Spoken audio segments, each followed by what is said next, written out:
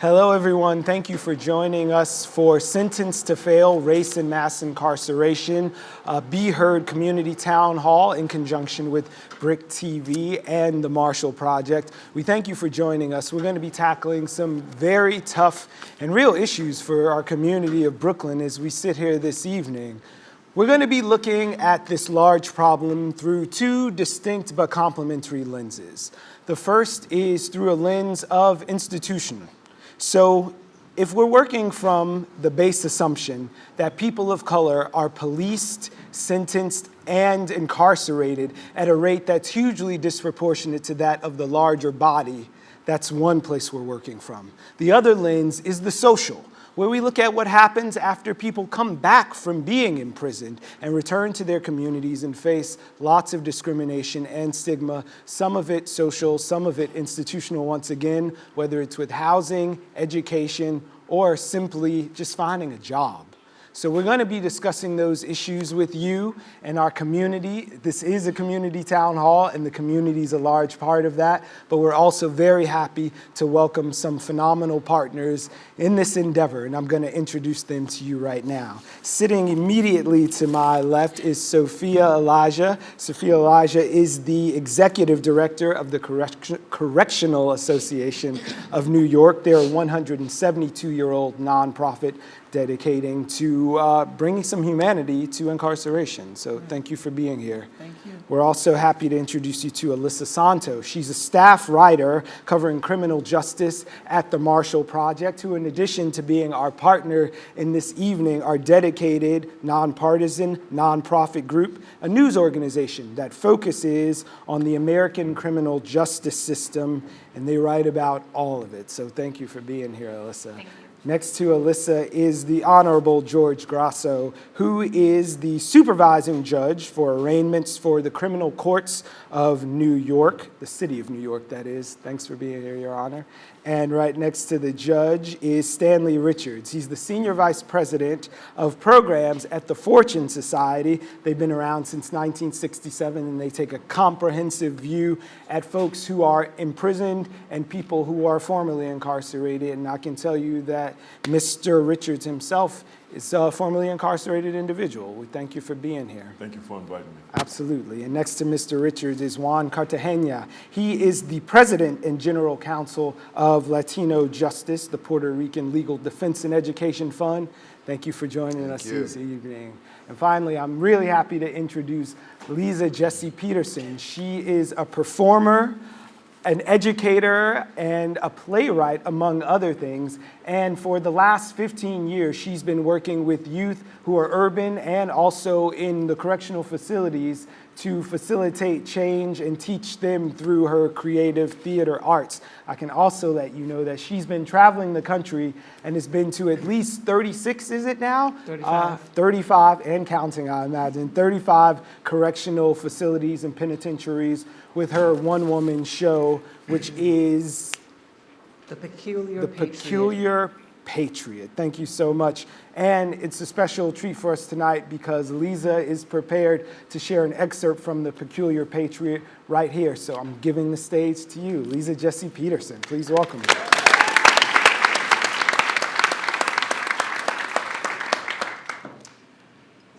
He said they locked him up for committing a crime against poverty. I said, crime against poverty? Well, let me think about that one, Pablo. I mean, he knows selling drugs is wrong. But on the real though, Ma, if the government was really serious about ending the war on drugs, they wouldn't keep coming after the petty street foot soldiers or the low-ranking commandos, you know what I mean? Because as soon as you lock one up, it's going to be another one to hit the block and take his spot. They just going to keep coming back like roaches. You got to cut off the head of operations, the suppliers. You'll think about it, Ma. With all of this top-of-the-line 007 Matrix-type I-Spy shit the government got, they could probably see me and you sitting right here having a conversation right now, Mommy. I was reading something the other day in the New York Times, because you know I read the New York Times. And on Tuesday, they got the science section, and they got a camera that looks like a bumblebee, Ma, a freaking bumblebee. So you think it's a bug or a fly buzzing around, and you under surveillance. They got shit like that. So you mean to tell me They can't see and they don't know who's shipping what in, who's flying what in, who's supplying what to who. Yo, think about it, ma.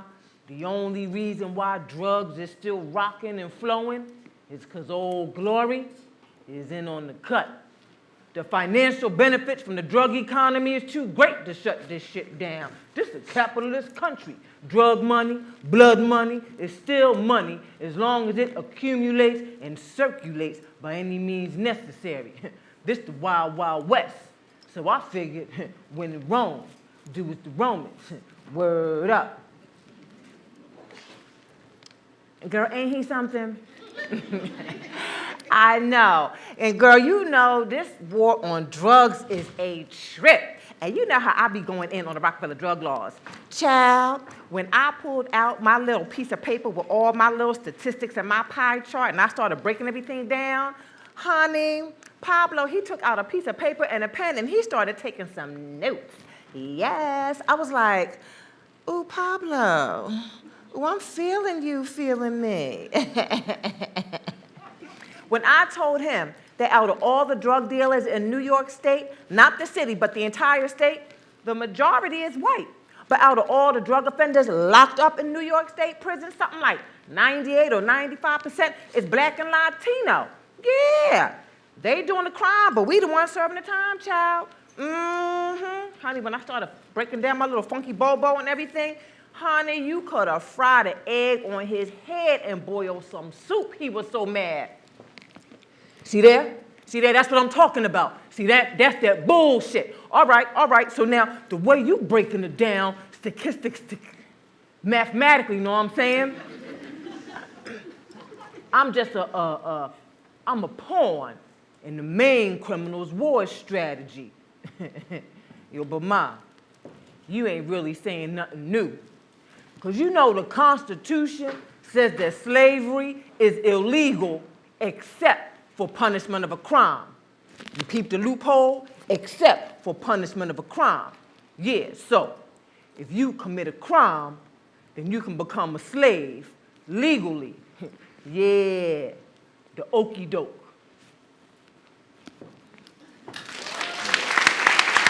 Jessie Peterson.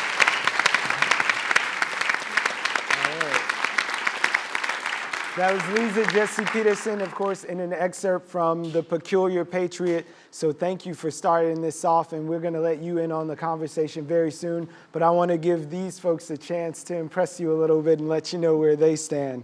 So if we're working from that base assumption that we do have a problem, that the criminal justice system may be broken, I want to know what you consider reform for criminal justice. Well, thank you for the question. In order for us to really change our system, we have to start from scratch.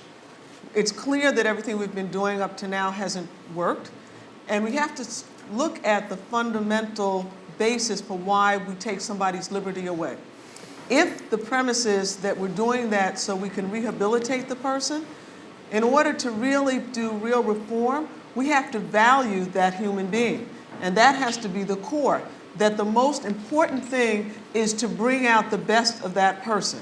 And if we're going to bring out the best of that person, then we can't be mistreating them while they're incarcerated. Everything has to be focused on giving them the supports that they need. Is it education, vocational training, treatment, counseling, self-confidence, whatever it is that helps them to come back to the community and be a contributing member, that's what we should be focused on, and make sure that we don't leave them with stigmas so that they can't function and thrive when they return. So for you, the reform begins with the humanization and actual rehabilitation instead of warehousing of Correct. Bad actors. Correct. So you've caught your breath yet? I'm going to go to you now. What would reform be through your lens? You know, working with incarcerated adolescents, I think for me, reform begins with, to piggyback off of what Soffiyah says, is not just humanizing, but giving incarcerated populations and communities the language to understand what the web that they are caught up in. Because it's like, I liken it to being a spider web. When you walk into a spider web, you feel it on your face, but you can't see it, but you know it's something there.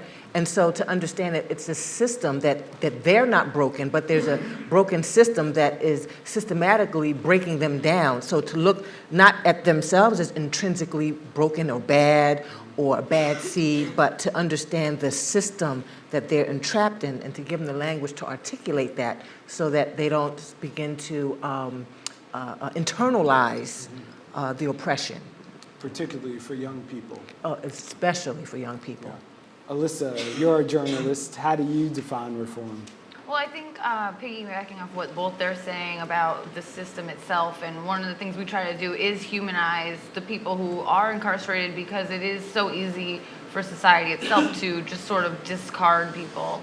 But on top of that, I think you have to deal with what's underlying the reason we have such high incarceration rates and where it began, which was a lot of fear over crime. And so I think that's you can do a lot of reforms, but underneath it you have to deal with the fact that in America we have elected prosecutors, we have elected judges, and when you have elections dictating who comes into office, a lot of fear and anger comes to the ballot box, and it's not as rational as it would be in other places where those sort of positions are on purpose, not elected positions, so that they're not subject to those forces. Right. Another thing, I mean, just on a more practical level, is looking at the places where really power is concentrated in the criminal justice system. And I'd say one area that perhaps doesn't get looked at as much as it should is the role of prosecutors. They decide who they prosecute, they decide what charge they're going to bring, they decide what sentence they're going to seek. There's, since 95% of cases are resolved using plea deals, they're very much wielding the power in those deals. And so on just a practical level, I think that's a place to look in terms of where change could happen. Well, we've got a judge next to you. You're another link from prosecutor to judge, so what's your definition?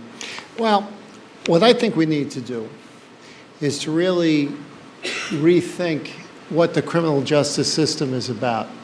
What are we trying to accomplish with the criminal justice system? And to put a little meaning to that, to take a half a step back. I think the unfortunate reality that we find ourselves with in 2016 America is there's a lot of things that come through the criminal justice system that really shouldn't be in the criminal justice system. So one major area, for example, is mental illness. That we have obviously a major mental health crisis in the United States. So for example, if you look at how we're dealing with that as a nation, the three top facilities in the United States that are dealing with mental health are LA Correctional, Cook County Correctional in Chicago, and number one, Rikers Island in the city of New York. So you have all of this, and then intertwined with that, when you look at the data, on the Rikers population that falls into that category, it's something like 99.7% have a serious connected substance abuse problem. So you throw police and prosecutors and defense attorneys into the middle of that, and then you put that whole mix into the criminal court system. So from the perspective of the criminal court, you know, some of the things we're trying to do, working collaboratively with our defense partners, our prosecutors and service providers, is to really begin to rethink how we can use the criminal court on the front end stage. Just for example, coming in with we've got a lot to get there. We're the gonna arraignment, go through those and that sort of examples. thing. But I think we have to rethink what we're doing, what we're trying to accomplish, and get away from a mindset where we're using coercive authority for the sake of coerciveness, because then we're just punitive, and when we're just punitive, we're not going to solve anything. Thank you. Mr. Richards. I think we have to start further upstream. We have to start with looking at how our young folks are being educated in the schools, resources that are available for the hardest hit and poorest communities. I think we have to stop putting so many people in, and then we have to work on the back end for the people who are in that system. So when we talk about reform, I think, you know, far too often we focus on sort of what's in front of us, and I think we need to sort of pull back and really look at What can we do to stop so many people from going into prison? I look at my journey into the system. It started with social promotion, right? I wouldn't go to school for half a year, and yet I get promoted, right? It was because I was older, I didn't earn it, I was older, and they needed to get rid of me, and I went from grade to grade, social promotion. We've stopped that practice, but that sense of people in hardest hit communities get the least amount of resources, don't get the focus until they get older, until they get in trouble, until we demonize them. I think we have to stop and pull back from that. Mr. Cartagena. Well, in addition to all the elements I've already talked about, which are very important, the other one that makes criminal justice, and especially incarceration, very perverse in this country is the profit motive that exists in incarceration. Is the ability to actually use incarceration as a vehicle for investment and growth from Wall Street and into private corporations. Is the contracting out of these governmental services in a way that makes it a very, very perverse way to deal with incarceration, because the profit motive is to keep beds occupied. And when it comes to the kind of issues regarding immigrants in this country, there's a 34,000 per day bed quota that has to be met. Otherwise, the federal government has to pay penalties for not having to fill 34,000 beds per day. And that's an outrageous incentive to create the kind of perverse actions on law enforcement. Lastly, I would think you would expect the thinking about criminal justice reform and criminal justice principles has gone on for quite some time. And unfortunately, our elected officials react immediately to some event to create a new policy that impacts judges, impacts prosecutors, impacts incarcerations, without them getting the benefit of the best thinking about criminal justice policies. You know, some unfortunate tragic event happens on a highway when some mother literally creates a major event, a death or two or three, and within a month, we have a new law regarding alcohol testing for mothers with children in the car, and no one thinks about what that really means for long-term and short-term for people who drive in general. Right. We make decisions based on crime all the time without thinking through the consequences, and that has to stop. Well, just earlier, I think one of the through lines that we've seen here was talking about this continuum where young people don't just wind up at prison magically. There are some systems, both social and that are inherent to the structure of schooling as we see it in New York, that lead some young people into the criminal justice system. And recently, we here at BRIC TV met up with a group of young people from Brownsville who shared their stories about their interactions with the police. And we'd like to share it with you now.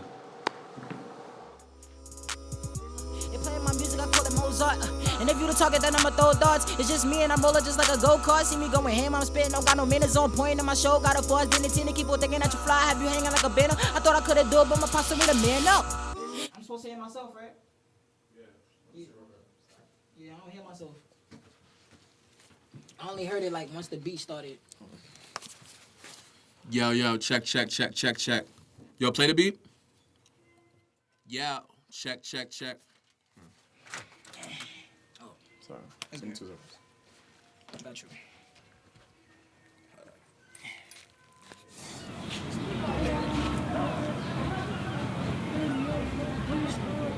Being an African American teen, a black teen, especially being that I'm a male, I get into a lot of trouble and a lot of situations. Last year, 2015, I was arrested 3 times. That was the last day I got arrested, Labor Day, bro. I had a fight, and the person who I had a fight with, they filed a complaint against me, and they knew where I lived. So when the cops came to my house and they told me what happened, they told me that I had to file a report. So that way I wouldn't just get arrested. Like, it'll be like my word against his. So I filed the complaint, and then a couple days later, cops show up at my door like, man, I ain't know what they was here for until they told me. It was crazy though. We get locked up, we get put in a situation, don't just throw the book at niggas they first try.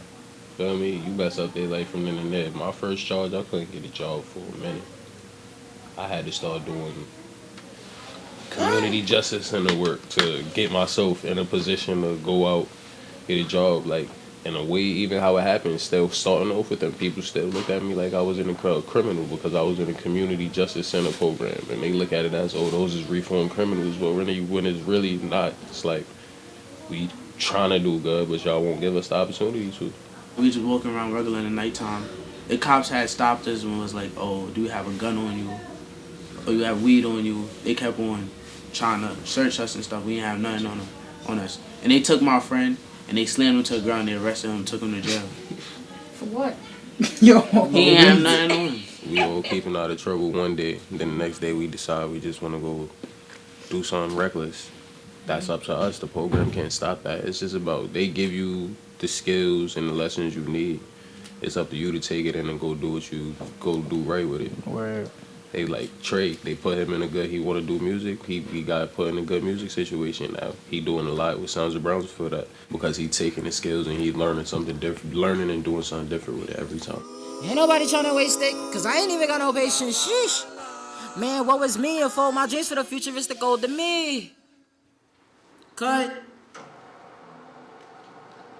So 37% of the cases involving African American youth lead to some sort of prosecution, where African American juveniles are only 16% of the population. So looking at these numbers and knowing that African American youth are more likely to face incarceration for these infractions, I'm going to go to you. As working with the Fortune Society, what are the disruptors that we can do before they even end up in the criminal justice system? First of all, one of the things we can do, and this is what we do at the Fortune Society, we need to start seeing our young people as the beautiful, intelligent, powerful people that they are. And far too often we see them as predators, we see them as aggressors, and we see them as people that we should be locking up and throwing away and not caring about. And one of the things we do at the Fortune Society is, one, we hold people accountable. Two, we see people for the beauty that they present to us when they walk through our doors. We don't care about what they were charged with, what their life has been about, but we see the potential in them.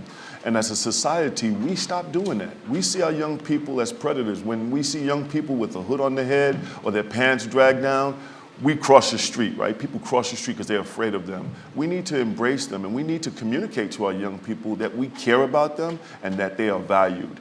And that conversation needs to be backed by our actions. Everything we do about the investments in their school, the investments in their community, and the investments in their life.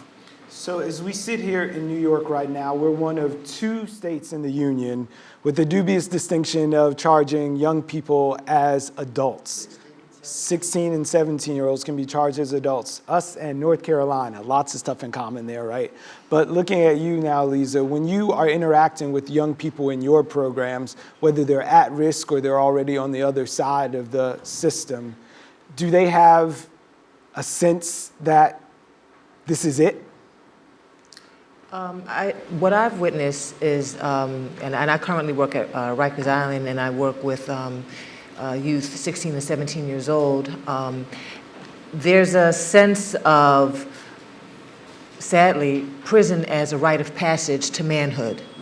And so when you talk about interrupters, you know, one of the things I think is important, and we can't negate the fact that gang culture is very, very prevalent, and it has a grip on the psyche of many of our young people because they're looking for a belonging, they're looking for a sense of family, they're looking for a sense of self and purpose. So I think that one of the ways to help disrupt that lean towards that dysfunctional type of family, that gang culture, is to youth development. One of the things that you showed in the clip, having community centers, funding programs, funding programs that will help youth develop, but also to take some of the, you know, what they call OGs, original gangsters, older gangsters, and to help and to use formerly incarcerated people as mentors. So we need programs that are going to help bring people back into the community that will have a connection and a link and a dialogue with the young people. We've got to begin talking to the young people and changing up the narrative. I used to work for a program, several community-based organizations, but one in particular, Friends of Island Academy, and they had a program called youth leadership. So the young people who were formerly incarcerated, they would go through a very intensive development program where they learned about the prison industrial complex, they learned about racism, white supremacy, they learned about what were the triggers that led them to even get involved in gang culture. And when they were at a point of maturation, then we sent them back into the school systems to interrupt disruptions so that the kids would not wind up on Rikers Island. And it was very successful, but the program's struggling. Couldn't get, hard to find a dime, to support these kind of programs. So I think it's really important that young people reach out and are developed to help other young people break that cycle of leaning into gang culture, which is very, very real prevalent. So Soffiyah, you guys have been in the business almost 200 years. There are programs that work that have proven track records. So what's the enemy of reform? Is it simply not having enough funds to make the programs continue? Well, financing is one, and a willingness to rethink how we are approaching the problem. There's a lot of people, and I think Juan referenced it, there's a lot of different entities that make a lot of money out of putting people in cages. And what we know is the taxpayers paying that bill. It costs about $60,000 a year to incarcerate someone, $11,000 to $12,000 a year to maintain them under some sort of supervision. And if we gave them a job, we wouldn't have to supervise them at all, probably. So we have to right-think our approach and decide that we want to really invest in human beings. And part of the reason that we run into this problem is because we don't see the human beings who are black and brown as being as valuable. And that we cannot ignore that dynamic in the problem that we're trying to solve. Well, the night's topic is race and mass incarceration, so let's not dance around it at all. Race has a huge part to play in this complex that we're looking at. And I'm going to go to you now, Alysia. You do work. You're out there talking to people, Alysia, I'm sorry, who get stopped all the time as a point of entry into mass incarceration in the justice system. So this prison and school to prison pipeline, is that something you think young people are aware of besides just hearing it as a buzzword? I think that they are aware of it in terms of like what you just said. They're aware of it in their own personal experiences. They're aware of it in their friend groups and what they talk about. I don't, it made me think when we were talking about this, I spent a lot of time interviewing a 19-year-old that had been on Rikers Island for a couple of years awaiting trial, and talking about sort of an intervention program. The sort of state of mind that he was in, it was one in which it was this sort of rite of passage state of mind where he had seen this as where he was headed regardless, and even there he was in a gang and he tried to leave the gang, which made his life a lot more difficult actually within Rikers itself. So even trying to do what he saw as the right thing, he faced a lot of consequence for and had to be placed in a sort of more isolated setting. But one thing that really struck me too was he at one point was able to get a hold of a cell phone while he was in there. A CO had provided him a cell phone, and he took a picture of himself and he sent it to someone, and he said, "It's a jail selfie, now I'm jail famous." And it was almost like this moment where I realized like so much more than I ever had, like how much, in a way, he wanted people to see him there. And I don't know how like over time that can be sort of ingrained in your head, but it obviously was. I got to tell you, when you talk about that, when I was growing up, all I knew is what I seen in front of me every single day in Soundview in the Bronx. That's the world I knew about. I didn't have a vision of a life that was anything other than what I was experiencing, and that was hustling, going to jail, getting released, hustling again. And I thought my entire life would be about that. And in a strange way, I learned how to live that life, and I learned how to survive that life. And it became comfortable because I knew how to live it.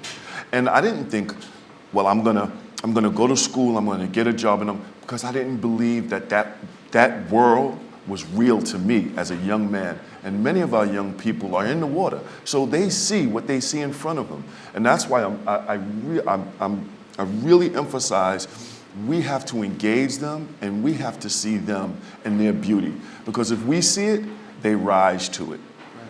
The Bureau of Justice Statistics has some numbers that go 1 in 15 African American men is in the prison system.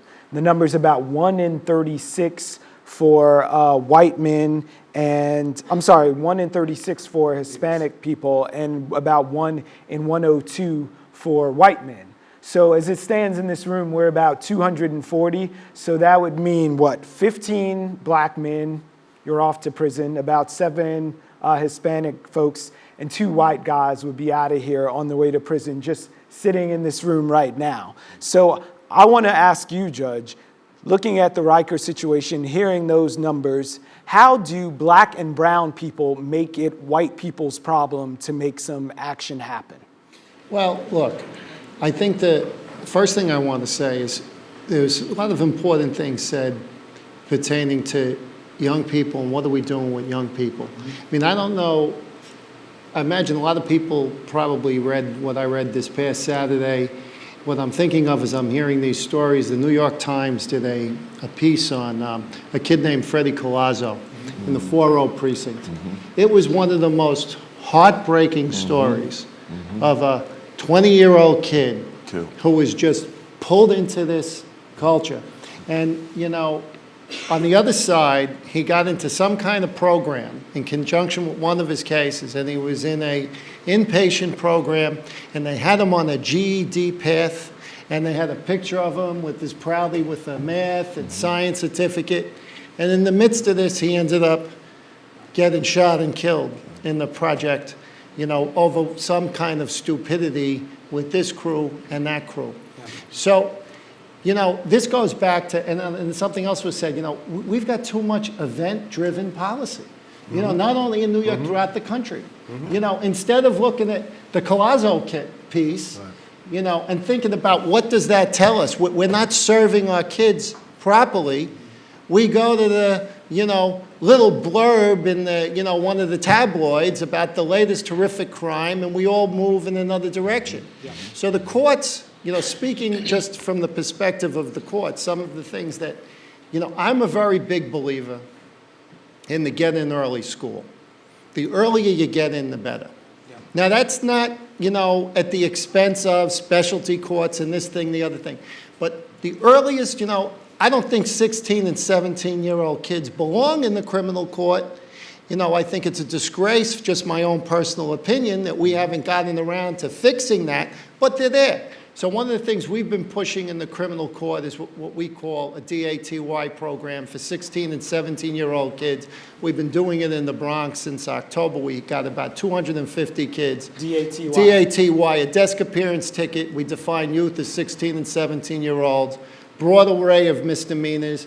I take them in my pod on a Monday. They come in Monday morning. I qualify them for the program. I send them with our social provider, Bronx Community Solutions. We give them pizza. We give them a program focused on self-esteem and consequential decision-making. At 4 o'clock, they come back in front of me, and I dismiss their cases. We give them a certificate, and we're working, and some of these kids have never even gotten a certificate. You know, you try and build them up, and we use the social service providers to open their eyes, get them out of that underwater. Now look, is that perfect in the context? But it's something, you know, it's a concept. These are the concepts that I think, you know, to my earlier point, what are we trying to do? Too often we take these kids in, they come in the system, people are yelling at them, they're herded here, here's an ACD, here's this.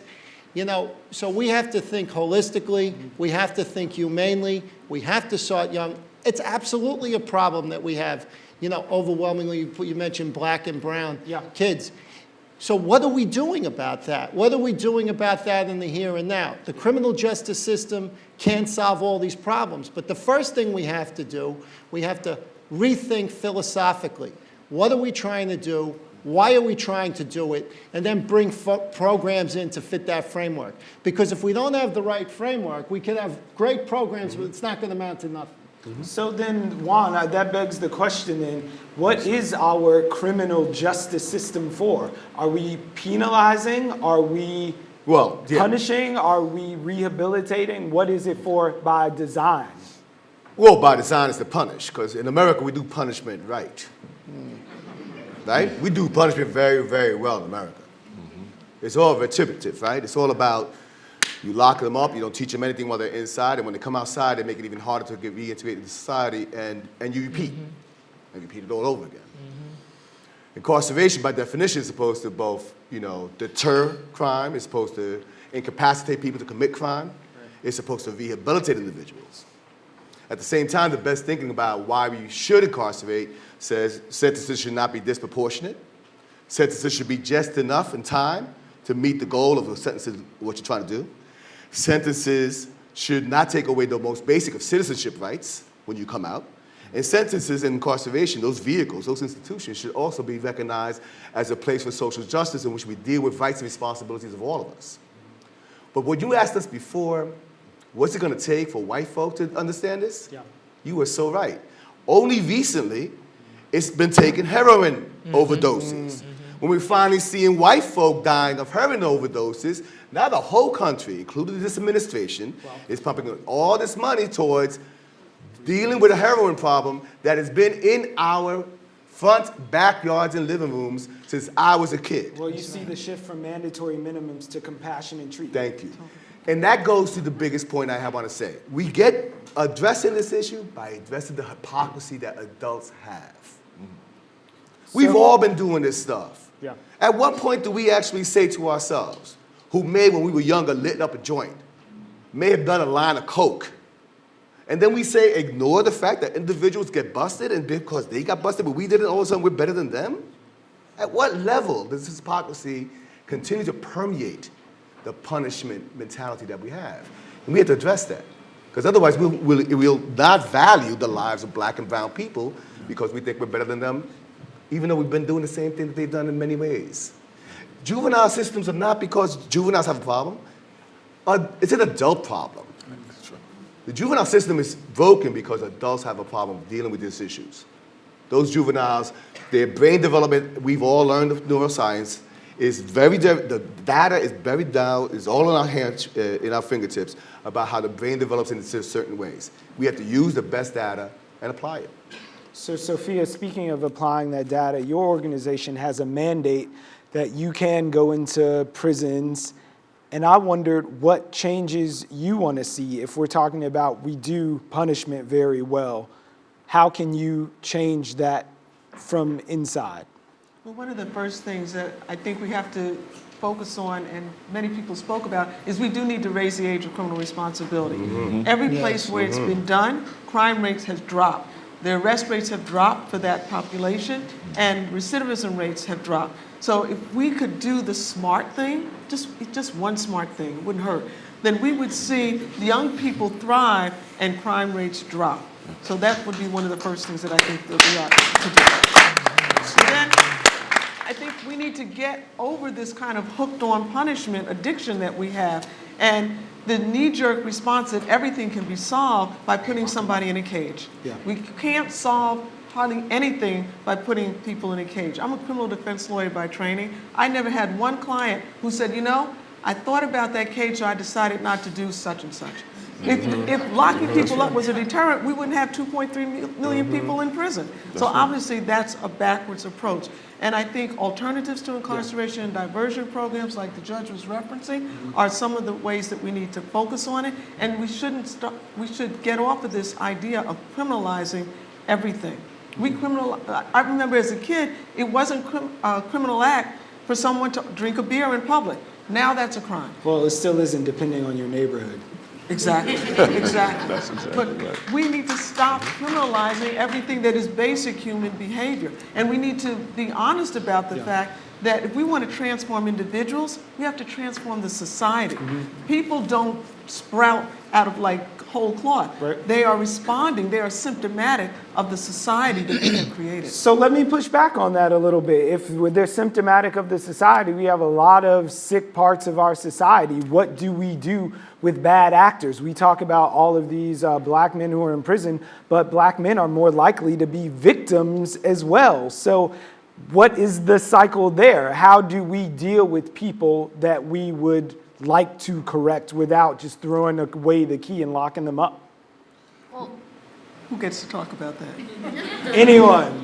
Well, I wanna- You're all the I'll take a smartest stab. people in the room. You were saying something, Alysia. ahead. Well, I always found it so interesting that they're called departments of correction. Yeah. Because obviously there's not a whole lot of focus on that.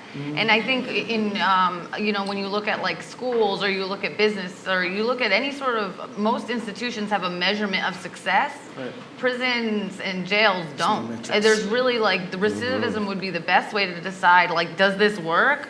And there's just no measure of their performance of what their corrections or what they're supposed to be doing. So they just kind of exist and everyone just cycles in and out, and there's no, with the work that you guys do is so important because you actually go in and you kind of assess the situation inside. But prisons being basically like sovereign nations that you can't enter, you never know what's going on in there. And even if you do, when you do get a tour, like you've gotten tours, I've gotten tours, you don't see what's real. Like, you're not there on a day. Like, they know you're going to be coming. So everything's different. And I just think a more open environment and an environment that actually measures what they're doing could go far. Okay, I'm just going to ask one of the most unfair questions of the night, admittedly. We're sitting here in Brooklyn. Our district attorney just made a sentencing recommendation in the case of Peter Liang that came down last night. He wants sort of a time served, 6 months house arrest and some community service, but he shouldn't go to prison. Is that an approach that should be applied more along the spectrum from nonviolent all the way up to murder, essentially?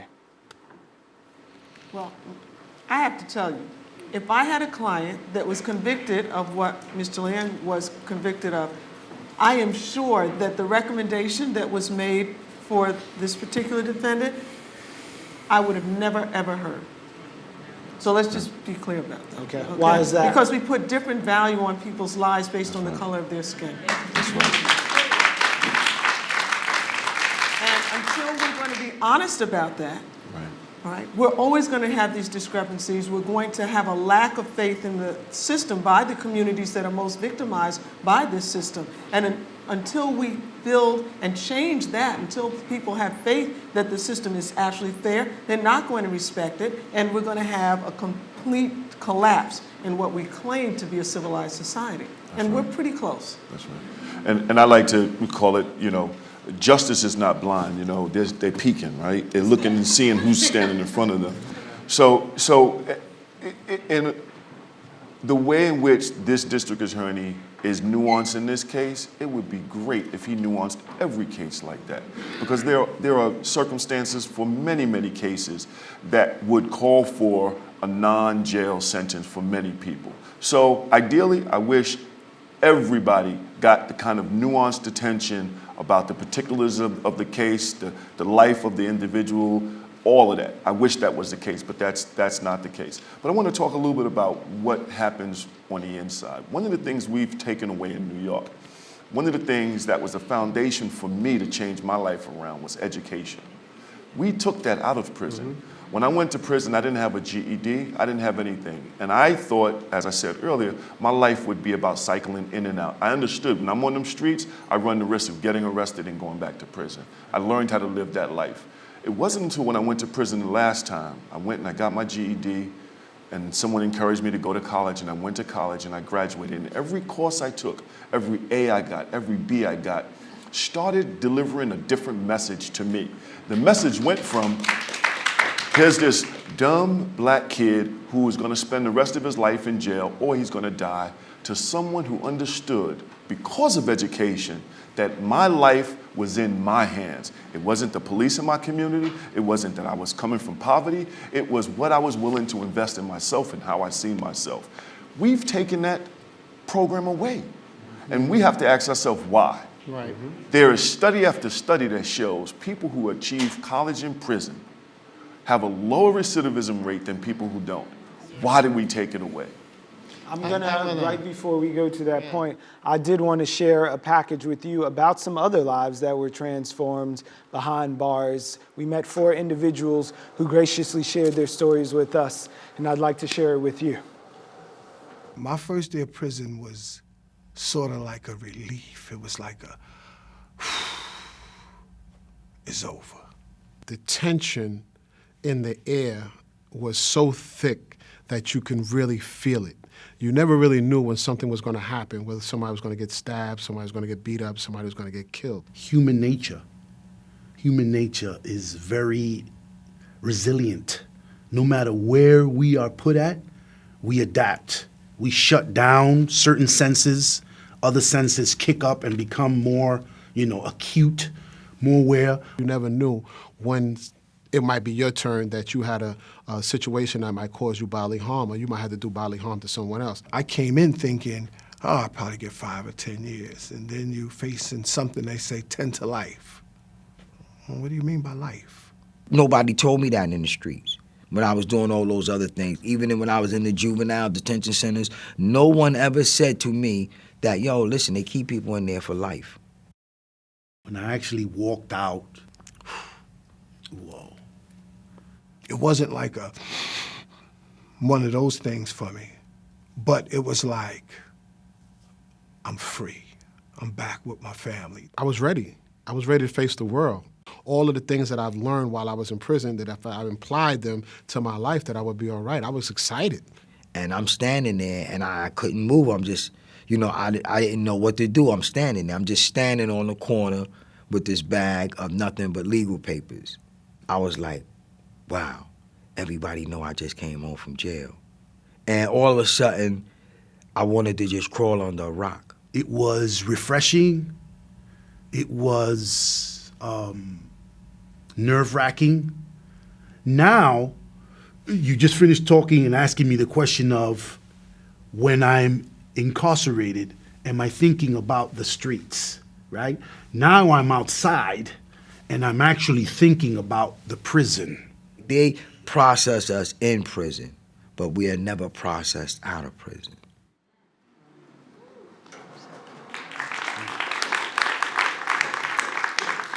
So once convicted, black offenders spend on average 10% longer in prison than do their white counterparts.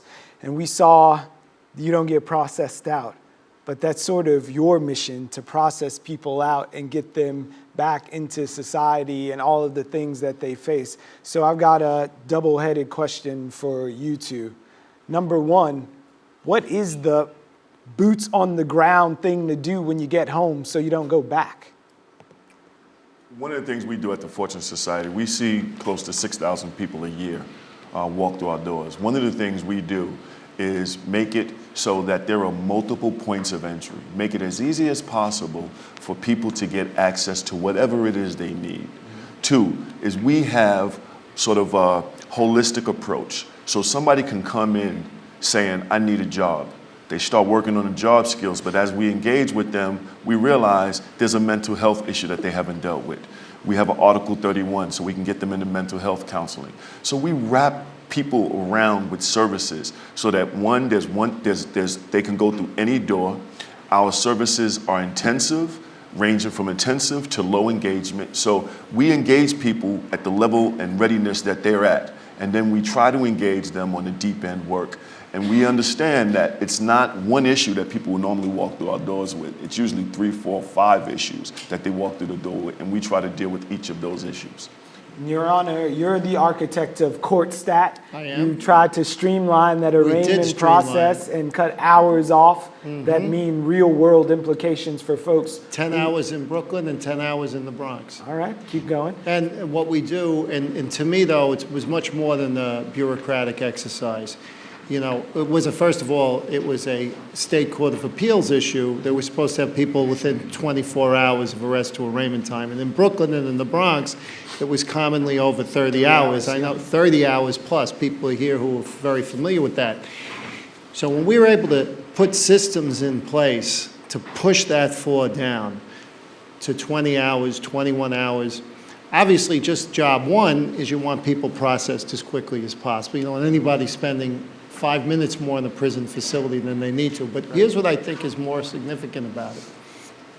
What we've done by doing that is we've created a platform in the criminal court right on the front end entry system where we can start dealing with things in a more holistic and meaningful way. And when I talk about rethinking, you know, there's so much more that the criminal court can do for the criminal justice system that has been traditionally thought of. It's basically been thought of more or less as a big, you know, semi-functional assembly line operation. Right. And that for the criminal justice system to begin to grasp fundamentally with the issues we're talking about now, you need the criminal court because the criminal court is in the middle of everything. Yeah. The defense, the prosecutors, the social service providers. So now we've pushed that time down. So now we have people coming in for a variety of things, from young people to older people, churning through the system. People have been through the system a dozen times, 24 times, 3 times. You know, we had something called, you know, ripped from the headline, something called an Operation Spotlight. You know, that you took people and you just looked at the rap sheet and, well, you've been convicted and you've been arrested so many times, and so we're going the max for you on all misdemeanors, A in a year, B in 90. So when I was talking before about using coercive authority for the sake of coerciveness, that's exactly what I'm talking about. Now we're flipping that. You know, one of the things that we've been working on collaboratively is a supervised release program. Yeah. Where now we can take that type of a population, not all of whom, but many of whom would have been in the spotlight population, we can have an alternative to bail for people who have a significant warrant history, and even $500 would be equivalent to a remand. We can get them reasonably supervised. We can get a needs assessment right on the front end that looks at it does a mental health diagnostic, a substance abuse diagnostic, and then do that right at the arraignment stage, walking in the front door, and then set it up in the next part, the all-purpose part, to potentially do a non-incarceratory disposition that takes into account, you know, a mental health issue or a drug issue or something like that. So if we can streamline this process at the arraignments, why can't we make some headway with money bail and mandatory minimum? Well, bail is another area. So that's something that we're also working on in the criminal court. We do have alternate Alysia, forms actually, of I bail. know you've done a lot of work around the issue of bail. Yeah. Yeah, I think a lot of people don't realize that, you know, of the 2 million people incarcerated, 450,000 of them are just awaiting trial, and the majority of those people are there because they couldn't pay their bail. So that's a humongous amount of people. Yeah. New York City has proposed bail reforms, but I just want to point out that when the bail reforms were proposed, a lot of it came around the time when Khalif Browder had committed suicide, and he was initially incarcerated over a $3,000 bail. The actual proposals that have been made wouldn't have applied to Khalif Browder because his charge was a violent one. So I mean, there's a lot of sympathy and movement in when people are classified as non-violent. As soon as you move into a different category, which it's kind of hard to know when something is violent. Buying drugs with a gun in your pocket can be considered violent. Other things that maybe where you didn't actually commit an act of violence are deemed a violent act. Right. But I mean, I think with bail, what you see are very modest proposals, like the proposal in New York City. Again, it would help about 2,000 people a year. In New York City, that's not that many people. And I mean, it's good to see New York City and so many states putting forth new ideas to deal with bail. But the idea that getting out of jail has a price tag on it, I don't see a lot of movement in getting rid of that in its entirety, and a lot of it's just kind of patchwork around that. The issue is that if you have money, you can get out, and if you don't, you stay. And even when you do little reforms around it, that is still there at the baseline. So Juan, I'm looking at you now. There are people who $500 bail is the same as $5 million bail walking in our community, sitting next to us on the train on the way over here. So how do we address that from our community level up? Well, I think what Alysia just mentioned is exactly true. You know, nationally, about blacks are at least twice as likely to be detained, and Latinos about 2.5 times likely to be detained than whites, facing the same charges with the same background, and detained because of the issue of money bail. In many ways, if the determination by a court is, I can let you go, what the court is implicitly saying, I can let you go if you give me $5,000. What the court is implicitly saying, you are not a threat to society. You're not a threat to others, and you're not a threat to yourself. But what makes it odd from a philosophical point of view is, if you're not a threat, then why do I still have to pay the $5,000?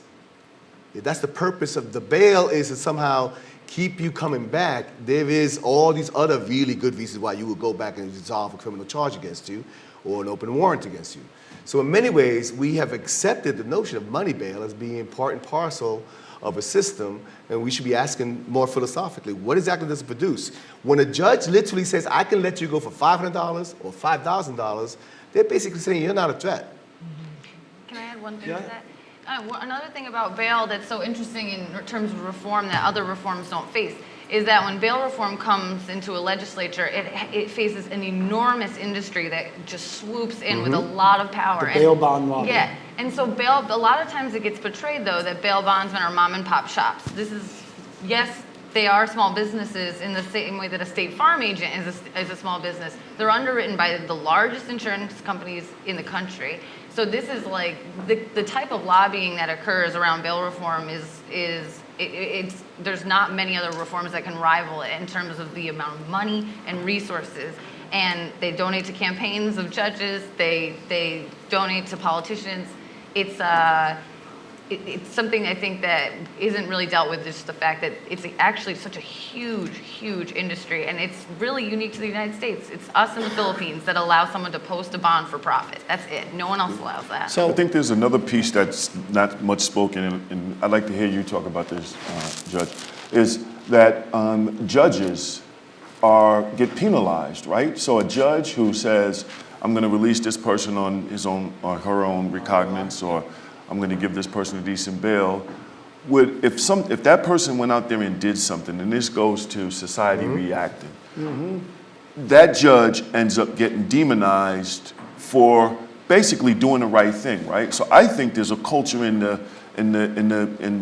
judges, on the judges' behalf, where judges aren't willing to take the kind of risk that they see by saying, okay, this person I'm gonna let on their own recognizances because they may go out there and commit a crime. And so there's social pressure on, I think, the judges that diminish their ability to use their good judgment and to be willing to take risk and to say, bail is set to make sure that this person comes back. It should be that this person can afford. It should be, used in those parameters, and they're not, because I think of the societal pressure that the judiciary deals with as a result. We're going to let you answer that, Judge Grasso, but I just wanted to let you guys know that we're going to be opening it up to questions in just a few moments. So if you have any points that you'd like to briefly share, you can make your way down to either of these two microphones if you'd like to address our panelists. And we're going to go to you, Judge. Now, I know you have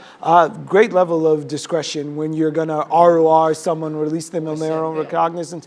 And there are several markers that you can sort of check, but it seems that so many of these things, whether someone has a landline or they have a job, can fall under the heading of some things where the odds are stacked against some folks. So there's a lot swirling around. The first thing I want to do is, it's a very fair question, and I want to, preface what I'm saying is, I've been the judge I'm in my 7th year. Before that, I was at NYPD for 30 years. I started as a 22-year-old officer and worked my way through the ranks. So I've been affiliated with the criminal justice system for close to 40 years now. Yeah. And I believe, we have many, many, many courageous judges in the city of New York. Throughout, I'm very familiar with the criminal court system. And you see it all the time. I mean, it doesn't seem like a week goes by that the judge isn't being pilloried, but judges are still doing that. Having said that, you raise a fair point, but the fair point in the context of our discussion, whether it's judges, whether it's prosecutors, whether it's the defense bar, everybody, it's like we've got to break out of this ripped from the headlines policy making. And I think that, that's a framework of thinking that we need to adopt. Now, to get back to the specifics of bail, I hear what Alysia was saying, but I look at it kind of like, I look at a lot of issues, try to look at issues in the criminal, across the board, but I'm in the criminal justice system in particular, you know, there's the here and now. You know, this is the system we have, whether it's kids that are being brought into criminal court and they're 16 and 17. We'd like the law to be different, but that's the law. This is the bail system we have right now. Now, there are advocates and there's a big debate going that maybe we should rethink money bail. Maybe that'll happen, maybe it won't. But what are we doing now? So I don't think that these things are mutually exclusive concepts. You know, I think we have to have sophisticated thinking. And I like to base the thinking on a framework. You know, what's the framework? What are we trying to accomplish? Are we about punishment? Or are we about trying to actually deal with the scenario, deal with people in a humane way? And we can connect a lot of dots here. The idea that we took education out of prisons, that's crazy, my personal opinion. You know, another area that I wanted to mention, I don't want to leave on that, because what are we doing in the prisons? Yeah. You know, mental health. We should have the top mental health professionals in the country. I think that primarily we deal with mental health when we just look to sedate somebody because there's some sort of a violent act. What about trying to use that to actually treat people when we know de facto that our prison system is the #1 mental health facility in the United States? Liza, we've taken mental health and education out of the prisons, but you're still there. I wonder, just from your perspective, are we just going to be chasing our tails on this if we don't address the racism while we're talking about all of these different structures up and down from bail to arraignment?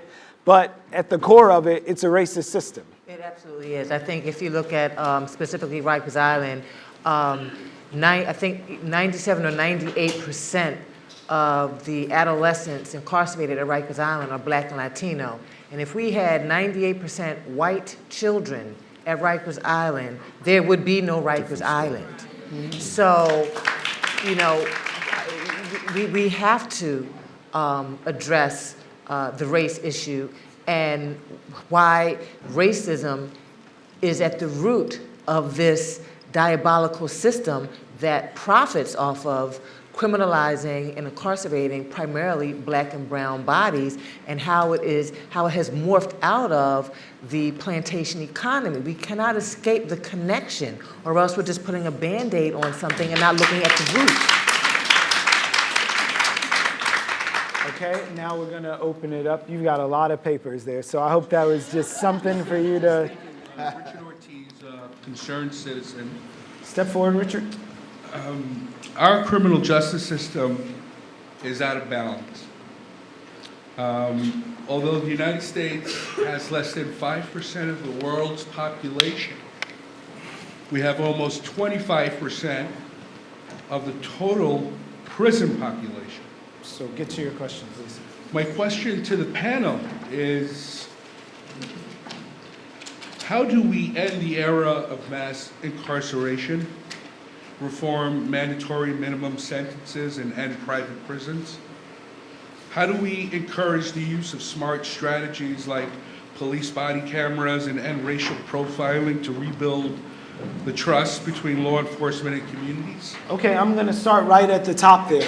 The Pew Research Foundation did a poll, and they found that 84% of Americans were in favor of diverting funds away from keeping prisoners incarcerated and devoting that money to preventative measures, starting with kids all the way up to people who are at risk. So let's start with, how do we end that? If there is 84% of those people, you seem to have the will of the people. Is the profit margin too great for the will of the people to prevail? It's lack of political will from our elected officials. That's where it is. Let's put it out there. Mm-hmm. It is a lack of political will. You can have incredible polling data that shows empathy, change, reform, but when we get to Albany's, Trenton's, Washington, D.C.'s of the world, it just collapses. But we love people who are tough on crime. You spoke to the fact that we elect judges, we elect these district attorneys. We want someone to pay. We're good at punishment. That's right. And it gets you votes, and it's gotten people votes. But obviously, we are all at a point. Society's at a point, it's particularly the United States at a point. When we finally had the first American president to visit a prison, and President Obama? Just months ago, yeah. When we finally have a discussion in Washington, D.C. that's started off as a bipartisan effort to try to get sentencing reform, Yeah. we're finally making a headway here about how much money we're spending on this institution writ large. And it's about time. So the forces and the momentum is slowly in our favor, but we still run up against the notion that if you change something now, it will inure to the detriment of society as a whole, again, because of the fear of changing what apparently is already in existence. And that fear change is what's stopping us. And unfortunately, it is a clear racial lens. It's what you said before. Because if the demographics are completely different, there'll be a political will in a heartbeat. So, Sophia, was your job easier the day after Barack Obama visited a federal prison? No, it was actually more difficult because some people actually thought that what President Obama saw was what was really happening in the prison. We know at the Correctional Association, when we show up, they've already polished the floors and painted the walls, and they put all the people that they think are going to tell us the truth in the hole, and they hide them or put them in keep lock. But we know because we talk to people and people write to us and tell us what's really going on. But I just wanted to go back to a really good point that Judge Grasso's raised. He said that because the criminal court system is in the center of everything, that there's all these different services that people can access that the criminal court can provide. The point of entry problem is is, why can't people get those services without having any interaction with the criminal justice system? That's right. Further upstream. Good evening. Thank you all for coming and sharing. My name is Barry Elk. I'd like to make two quick points which will lead into my question. The first is, I don't think slavery has ever been adequately dealt with in this country, and that's underlying most of the issues that we face today. If we face that head on, I don't think we're ever going to resolve these things. The second thing is the criminal justice system itself. It cannot be dealt with in isolation. I think what has to be done is political finance reform, because everything in our culture is a product to be sold. So there's a profit margin, there's a conflict of interest, including prisons, including the government services that are being farmed out now to private companies. So your question, Barry? My question is this. Given all of that, why aren't more people adversely affected by the system politically uniting in activism and standing up and doing what they need to do to get it changed? Well, we know that some people are disenfranchised, but that doesn't stop them from making noise. Right. But one of the things that happened in this tough on crime era is that a lot of our communities were sold a bill of goods. That politicians came in and said, we're going to make your community safe by locking people up and throwing them away. And what they didn't say was that, but these people are going to come back to your community. And we're going to take away all of the services that are in the jails and in the prisons for people. So when they come back, they're going to come back worse off than they left. They didn't tell communities that. And so now we had bought into that. And I'm going to say it like it is. Our communities bought into that notion that we became afraid of our own people, and we allowed that storyline to be told, and we bought into it. And now we've ended up with this massive amount of people being incarcerated, and we have to deal with that reality. I want to jump on that.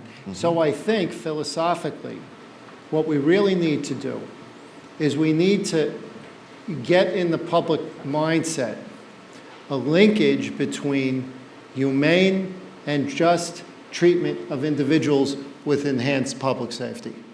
And I think there most certainly is a linkage. Humane and I just humane and just treatment of individuals is essential to public safety. That's the linkage. Listen, that's exactly right. Our work at the Fortune Society is about public safety, right?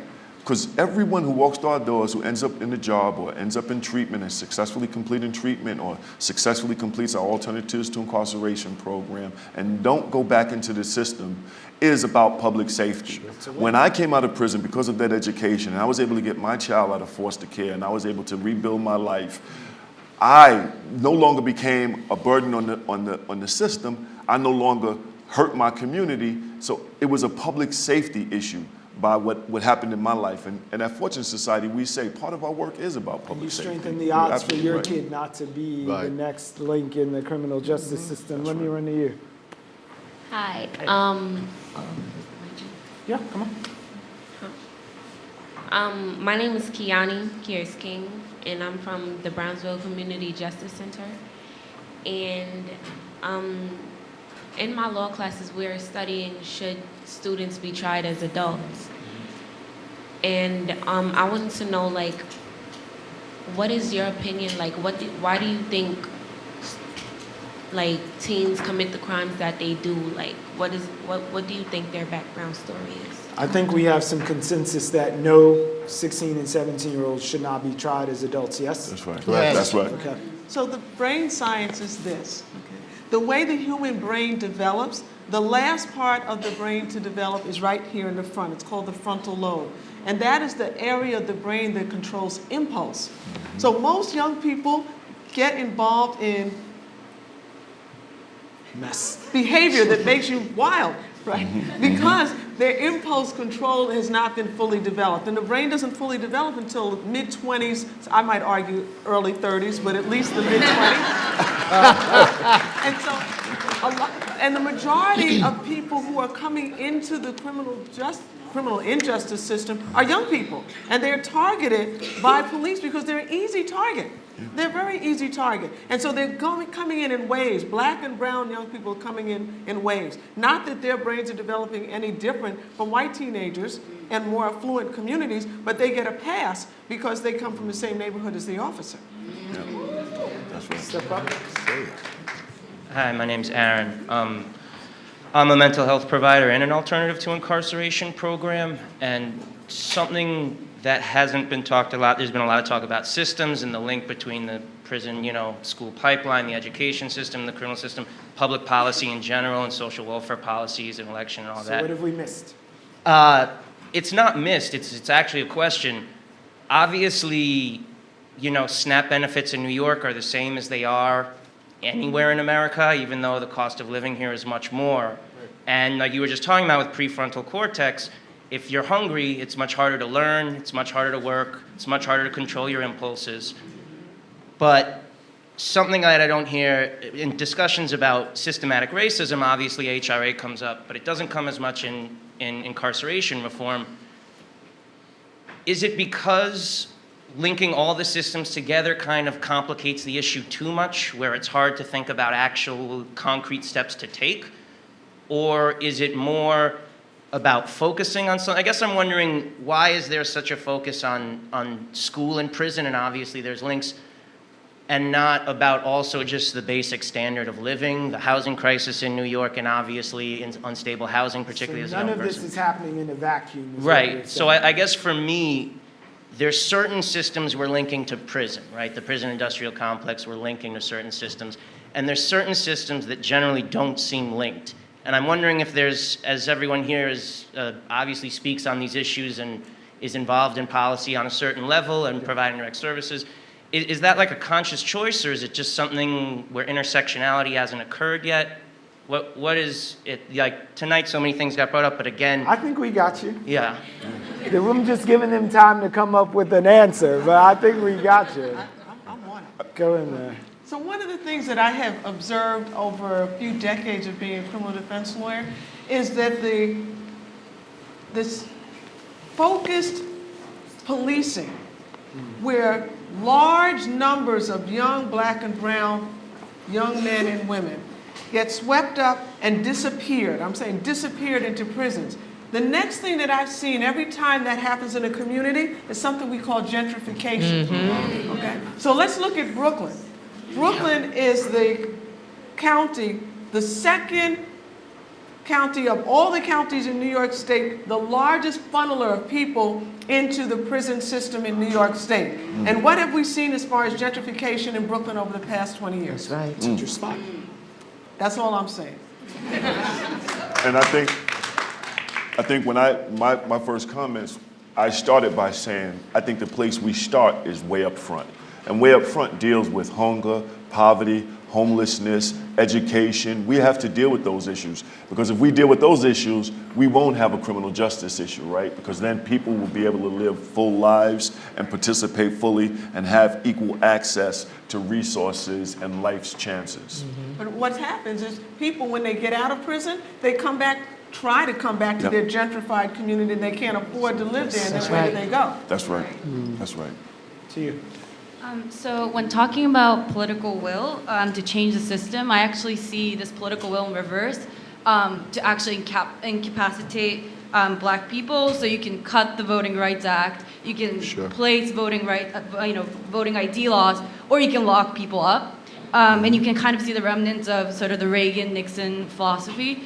And so my question is, can I get your thoughts on sort of the kind of deliberate attempt to incapacitate Black youth, Black voters, and how we can combat that and the connection between those things?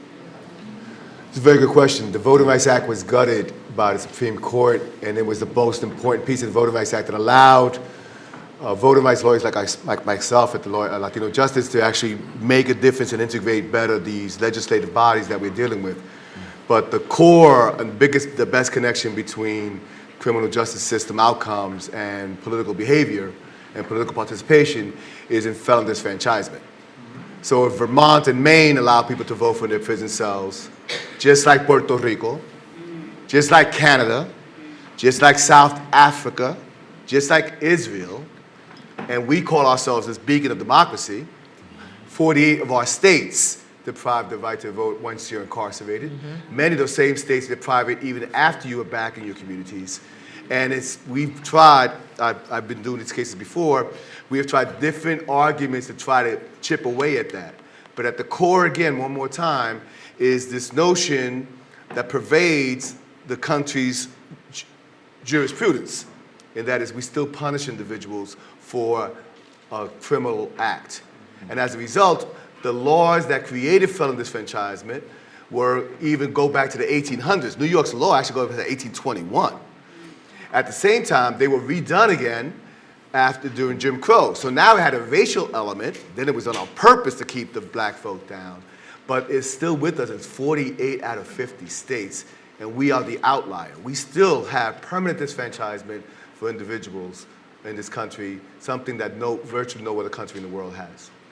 And one of the things we did at Fortune years ago, we actually did a voter registration on Rikers Island. We went out to Rikers and we did a whole education campaign where we went out there and educated the inmates who were not convicted of a crime, who were just detained, who had still retained their ability to vote. We educated them, showed them how to do an absentee ballot if they wanted to vote. And we went out there and on the ground did an education about who can vote and try to get people to participate. All right, young man, step right up. Good evening. My name is Isaac. I'm representing Crown Heights Mediation Center. My question is, well, pretty much earlier in the conversation, I noticed that the heroin issue had been brought up, and it was said that it wasn't necessarily handled until it became a white problem, and then the moderator asked the judge if what would we have to do as Black bodies to gain the attention and the outreach of the white bodies, like what would we have to do in order to do that? And that's enough, right? You got it out. You're good. Relax. Liza, you're connecting with young people. What do we have to do? That is a really tough question because it's a question that goes deeper than the prison industrial complex. How do we get this country to see the humanity of Black and brown people? So that is something that I think that this country, particularly the dominant culture, white culture, has to look deep within themselves to see what do I need to do as an individual so that my humanity is no more important than your Black humanity. And then we can start from there because we're looking at each other as human beings and not that you're Black, you're less than, you're other, but we're connected through the human family.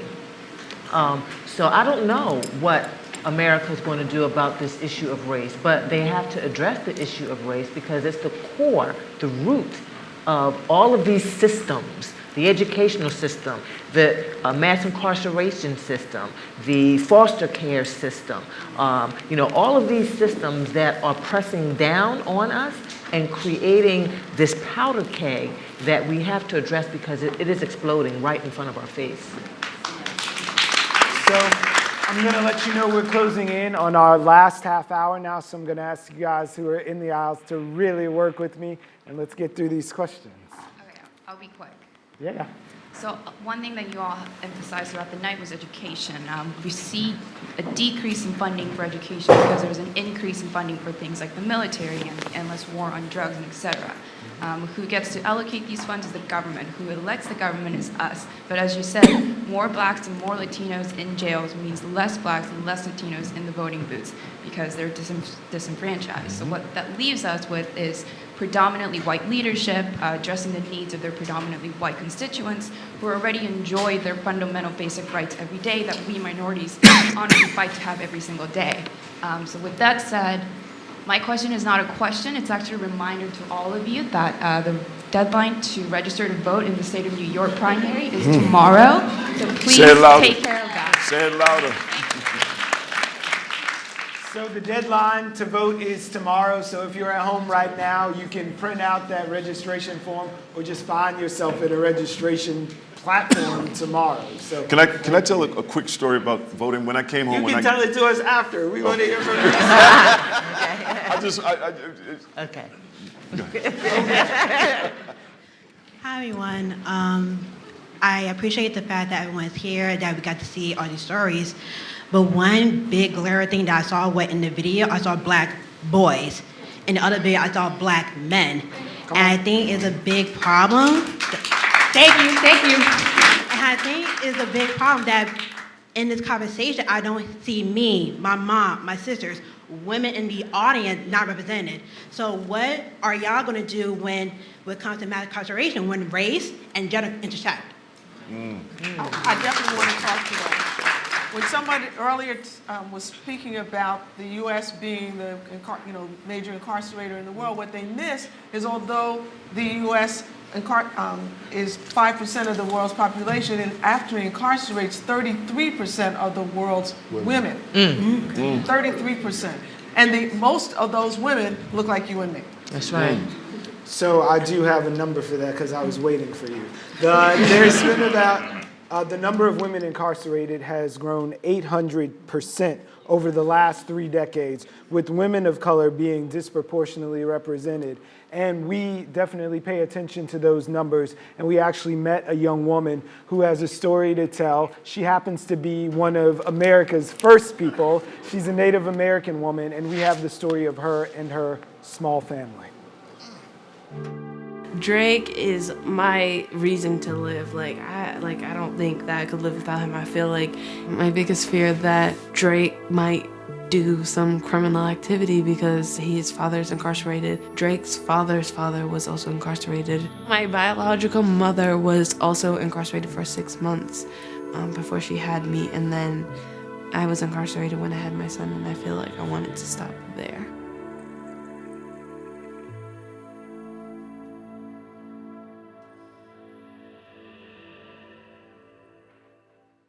I'm young and I should be out socializing and I'm in the city, but I feel like I don't want to meet new people. I feel like they say, oh, you don't have to tell them that you're formerly incarcerated, but I was like, well, it's a big part of my life, and I just feel like I don't ever go out and meet new friends because I feel like that's a barrier. I think people just need to be open-minded and understand that anybody could be in that position. Anybody. They just don't think it could happen to them, like myself. Sometimes I feel like in certain situations, using my past can benefit me, and then other situations it could potentially put me back. But for the most part, I want to let everybody know this is where I come from, look at me now, basically. So we know that no one goes to prison alone, particularly when there are women who are the heads of their family. We're looking at a young mother whose son won't meet his father on the outside until he's 20 years old, whose grandmother and grandfather and mother and father were both in jail. What is the disruptor in that cycle? It's destroying the entire family. The whole family does time with the person who is incarcerated. The majority of women who are incarcerated here in New York State and across the country have children who are on the outside. The the devastating impact on the children really can't be measured, and it goes on generation after generation after generation. So we're destroying slowly, like by 1,000 cuts, an entire community, entire neighborhood, and ultimately a whole people. And when Drake's father does come home, depending on where they live, he may not even be able to resume the unit because he's coming back from jail. That's right. He may not be able to live in Section 8 housing if That's that's right. where his family is. That's right. That's right. And the issue is global, too. Throughout Latin America, the war on drugs has resulted in its aggressive incarceration as well. Women, Latinas women throughout all of Latin America have doubled their population within prisons throughout Latin America in just only about 10 years. Hi, is this on? My name is Duran Jackson. I'm a visual artist that deals with mass incarceration in my work. And I'm so glad that you mentioned gentrification in your connection to mass incarceration. There's a study that was done focusing on how the increase in mass incarceration amongst men is equaled by the eviction rates of Black women. And my whole thing is, I'm wondering, and I'm going to pose this question to you. When we talk about gentrification, we're talking about actual laws that are in place or policies that are in place around spatializing people, stop and frisk, quality of life laws. How do we reframe the narrative around the connections of how Black and brown people are being spatialized, removed from their neighborhoods, creating vacuums in families and in communities? How do we reframe the narrative to create a focused strategy on dealing with these two things that are huge? I mean, they're both of them are very big issues, but the idea of mass incarceration being connected with gentrification really implicates a lot of people. So how do we reframe the narrative and present that to the public so that there's some type of movement on that? So whose problem do you have to make it before there's movement? People are getting rich off real estate and shipping you upstate. Well, I think the first thing we have to do is be daring enough to expose it. Yes, right. Because most of the time you don't hear people talk about it.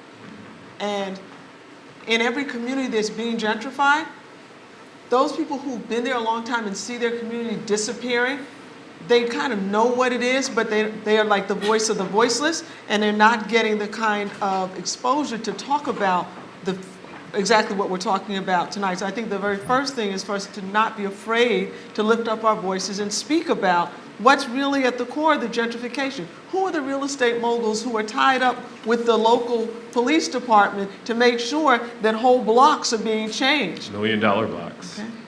That's right. So how do we language ourselves into that change? You work with words. Juan, you write for LDR as well. Liza, you use the power of the words. Can we language ourselves into an understanding of those linkages? Well, I think I agree with what you said, which is the most important thing is that the stories get told, that it actually gets out there. I don't know that if you're not in that neighborhood or you're not directly associated or know anybody that lives in such a neighborhood, like you wouldn't understand it. You wouldn't know. And so much of our job is to try and tell people's stories just so that people can connect a little bit with what other people are going through, because I think that the strongest thing that you can have in other people is a connection that they can feel to someone that maybe they thought they'd never be connected to. And so there's so much shame in talking about this stuff, and I feel like the more that people do speak up about what they're experiencing and try to push aside any shame that they feel, the more that people like me are going to be able to get the stories out, and maybe that can shift the thinking. And the voice that's normally heard in that conversation is the voice that's saying, gentrification is a great thing for this community. It'll bring jobs, it'll bring resources, and that's the loud voice. And so the voice of the people most impacted by it are drowned by that voice. And I agree with Soffiyah. We have to talk out about it, we have to point it out, and we have to say, wait a minute, when you say this is a good deal for who? So if we're looking at this from the 10,000 foot up view, we have layers of gentrification and we're talking about mass incarceration. But the question is really, what kind of city do we want to have here? Are we going to have a city for the very rich where everyone who was is now away? Or are we going to have a city that welcomes people back to a home that they had before they left? Okay, moving on. Yes, good evening. I'd like to thank the panel for coming out. This is a very serious topic. I guess directly my question is, how do we move the conversation forward to some sort of plan of action to affect some real change in this area? So what are our marching orders leaving here this evening? Yes, that's it. I would say, everybody needs to be involved in some aspect of moving this conversation to action. There are a lot of things that are happening around mass incarceration. Lots of people are speaking out about it. Lots of activities are happening on the city level, on the state level, not so much on the federal. And I think we have to band together where there's movement on some of these issues and work the issues until we get some results. So Judge, how do we help you help us? Okay, well, one point that I've made several times that I'll repeat in that regard is I think we need a philosophical framework. What is it that we are looking for from our criminal justice system? And I think that, we defaulted into a very punitive way of thinking in roughly the last 50 years. But you know what? There is a little good news. We've been talking about a lot of negative, but, we have seen, the city of New York, from the context of roughly the last 25 years, go from something like 2,300 murders a year to about 350 last year, with commensurate declines in shootings, robberies. That's a big deal. And, I think that really opens up the conversation, because and when we were having 2,300 murders in New York, we know who was murdering. It was the young kids murdering each other to a large extent. So we have a foundation now of public safety that creates a space to kind of flip the switch in terms of what we're about with the criminal justice system. But having said that, I see the time is 8:30. We've been having this discussion for an hour and a half. Here's an unpleasant reality. Here's like a big toothache in the whole scheme. We have too many guns in this country. We have the real solution. Frankly, I don't think the real solution is rocket science. It's not hundreds and hundreds of thousands of stop and frisk. That's an unconstitutional Band-Aid. But at the same time, we're ready to put people in jail when they carry guns. That's when people become less sympathetic. But let me finish the point. Yeah. The point is, we can't even do basic gun checks. We can't do basic registration.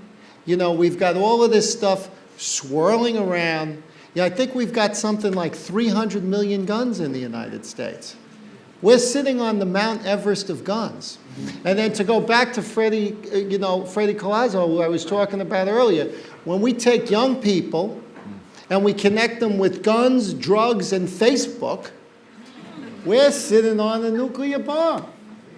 And that's a big problem. Okay. So we have to come up with, we have to get some energy in the conversation that we have to have sane gun laws in the United States. And I think you can do that and still be consistent with the Second Amendment. I think the president is trying to take leadership on that. Yeah. But if we don't address that, it's going to continually be in a bit of a swirl here. If you think people are making money off prisons, there's a lot of people making money. But it's a big question. Yeah, so can I go back to the question about what actions take real quickly? Yeah. Number one, get Albany to change the law about criminal liability for 16 to 18. Tell the governor it's got to be done this year. He promised this last year, didn't happen. Two, make sure that the money that's being funneled today into issues of opioid abuse and heroin abuse comes to our communities too, and not just white communities, because that's the new face of opioid addictions. Reform, support the sentencing reform bills out of Washington D.C. And basically, I would say, create a system before any law is passed in Albany. We talked about the knee-jerk reaction that our elected officials have. Before any law is passed in Albany that in any way pretends to change the criminal code, there should be a racial impact analysis of what that law means for people who are black and brown in this country. Before they can even pass it, what is the actual impact on black and brown folk given this change that you want to do in 90 days? To be performed by whom? Well, by the experts that we have in Albany that help us, and our experts here. No law can be passed without a racial impact statement. Okay. We have a young woman here who was a part of a former panel when we talked to young people about the violence epidemic, and I'm happy to see her behind the mic now. Come and ask your question. Step up. My name is Alysia, and I'm a youth organizer with SOS.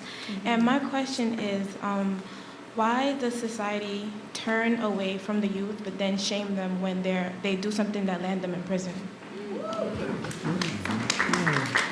So to be clear, why does society turn their back on the youth but then shame them when they do get caught up in the criminal justice system? Thank you. It starts with the children. You know, if we can't be humane with our own children, you know, we're in bad shape right across the board. And that's not just the criminal justice system, that's the schools, that's the homes, that's the families, that's right across the board. But the first thing, the center of everything we do has to be taking care of our children properly. That's the best answer I could give you. And I think it's because society stopped seeing our young people as young people. And that's a real problem. I mean, you know, the reality for me, right? Every day I wear a suit. If I see a police officer, he don't think twice about me. He says hi and keeps walking. On the weekends, I like to wear sweatpants and a baseball cap. When I wear my sweatpants and a baseball cap, I go into a store, they follow me. The police see me, they slow down. That's the reality, right? When the color of our skin and who we are and where we come from, people see that and assign certain characteristics about who we are. And unfortunately, the way society is seeing our young people, they're seeing our young people as predators and not young people to be valued and to be supported. Sophia, you said hypocrisy. Yes, it is hypocrisy. Because there's nobody in here that hasn't been a teenager. That's right. Who hasn't done dumb stuff. That's right. Absolutely. But we've decided now we're going to criminalize all that same dumb stuff that everybody used to do before. And that's hypocritical. And we have to be honest enough as adults to expose that and not keep perpetrating this fraud of young people like you all are doing something that we didn't do, because you're not. I just want to jump in. One of the things that I think is important to also recognize is that, you know, teenage offenses or teenage, you know, normal adolescent behavior, as Sophia said, is now criminalized. So if you get into a fight at school, it would normally be a trip to the dean's office. Now it's a trip in front of the judge. You understand? So, you know, we're taking and if we follow the dollars, right? Always follow the dollars. Why is it advantageous to criminalize Black and Latino youth? Follow the dollars. There's money to be made. So I think when we talk, the question was, what do we do as interrupters? How can we, as a community, what do we do, right? We've got this, huge, Goliath of a system. What can each and every one of us do?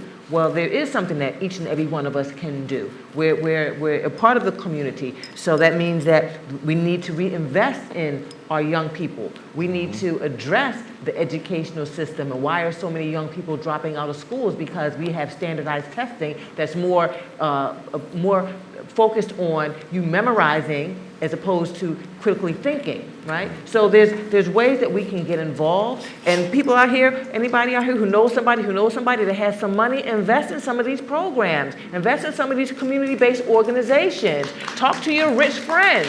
We need money back in the community-based organizations in our children and our schools so that we can interrupt and put myself and other people who work for these criminal justice systems, because I work for Department of Corrections, make me find another job. There you go. All right. Let's endeavor to put these out of work. Yeah. We also need to expose the human rights violations that are happening every day to people who are incarcerated.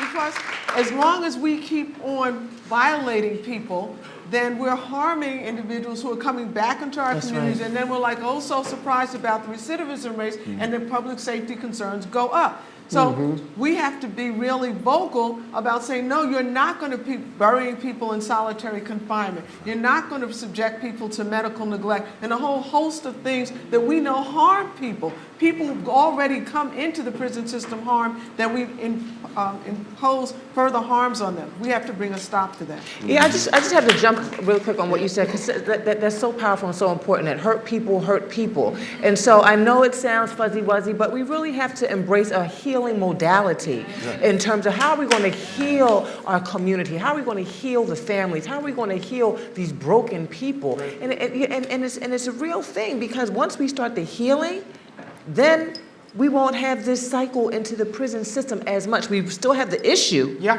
but that'll be a huge interrupter. I hear you on that, but there is still the thing that Juan talked about earlier. We like punishment. We can all sit in here and clap like we're the choir, but if someone hits you in the head when you're on the way home with their Social Security check, somebody's going to jail. And we have to be honest enough to understand that after they go to jail and they've been abused, the next time they come out, they're not going to just hit you in the head, they're probably going to take you out. That's right. And that's the linkage with humane treatment. That the punishment, that the overly, look, we have to live in a society where all of us, everyone sitting up here, everyone in the audience, all of our children can feel that we can walk down the street without getting hit in the head. So that we need laws in the civilization. We need a criminal justice system. But then the question is, to what effect? What are we doing with that? And that's when we're taking away GED opportunities. We're not dealing with obvious mental health issues. And then we wonder when it goes to the next level. But I think at the end of the day, that's the ultimate linkage for the argument for society as a whole. That you are only going to become less and less safe unless you're humane. We take away But the point is that it's what you said before about how do you heal. So we have to start thinking about restorative justice issues. That's right. You know how I had a cousin of mine literally left for dead, hit and run accident in Jersey City, New Jersey, left for dead. You know what his recommendation was at the sentencing? The young man who left him for dead? How is his incarceration going to help me heal? How is his incarceration going to help me pay my medical bills? He actually recommended 0 jail time. The audience was aghast. You were left for dead. He goes, I don't see how incarcerating him is going to help me heal. So at what point now, why the system, as you said, you get hit over the head, somebody's going to jail? The better question is, you get over the head, how are you going to stop me? How am I going to stop you from doing it again? And how are you going to help me with my injuries in my head? So what happened with the guy who hit your cousin? He went to jail for a very short period of time. He actually went to jail for like less than a year. Okay, I'm going to run you. This is actually a perfect segue in my question. I'm in the mental health field. My fiance is also incarcerated, so this issue has a great deal of personal and professional importance to me. And a lot of people who enter our correctional facilities come from backgrounds where they have had childhood trauma. At some time in their life, they've had some sort of trauma.